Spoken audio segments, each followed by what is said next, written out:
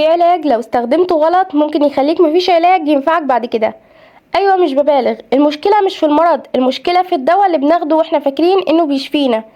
كل يوم ملايين الناس بياخدوا مضاد حيوي عشان دور برد، بس السؤال الحقيقي، هل احنا بنعالج نفسنا ولا بنصنع مشكلة اخطر بكتير؟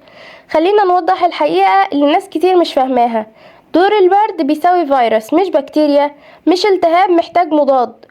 فيروس صغير جدا بيدخل جسمك ويعمل رشح وكحة، التهاب حلق وحرارة خفيفة، والأهم جسمك غالبا يقدر يتغلب عليه لوحده. طيب المضاد الحيوي بيعمل ايه؟ ببساطة بيقتل البكتيريا مش الفيروس. يعني ايه؟ يعني انت بتاخد علاج مش معمول اصلا للمرض اللي عندك.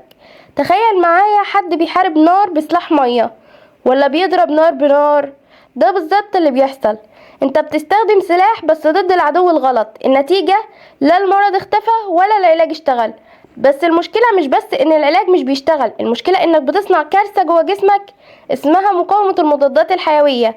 يعني ببساطة البكتيريا بتتعلم وتبقى اقوى، ولما تحتاج العلاج بجد ممكن ما ينفعش. وقتها الموضوع مش دور برد. طيب نستخدمه امتى؟ بس في حالة واحدة، عدوى بكتيرية مؤكدة زي التهاب لوز بكتيري او التهاب رئوي. والقرار ده مش بالخبرة ولا بالتجربة، ده قرار طبيب. طيب نعمل ايه مع دور البرد؟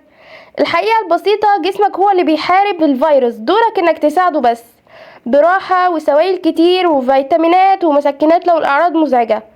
لكن الشغل الحقيقي بيجي من جهاز المناعة نفسه. مش كل علاج شفاء، وأحيانا الغلطة الصغيرة بتعمل مشكلة كبيرة. لو استفدت سيب لايك، ولو مهتم بصحتك بجد اشترك وشير الفيديو، يمكن يكون سبب في انك تحمي حد تاني.